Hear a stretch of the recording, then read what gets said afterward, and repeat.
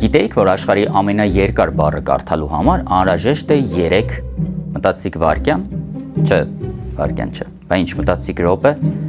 չէ, րոպե էլ չէ, աշխարհի ամենաերկար բառը կարդալու համար անհրաժեշտ է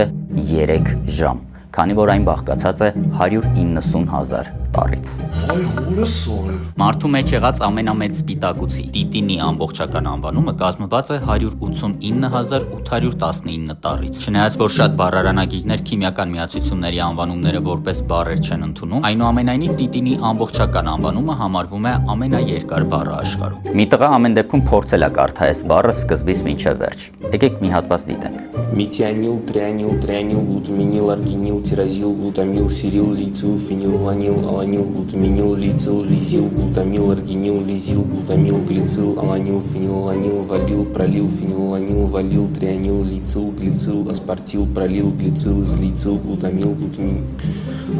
Մտածում եմ երեխուսանուն էս բառը դնեմ։ Ոչ մեկ չի կանչի գրատախտակի մոտ։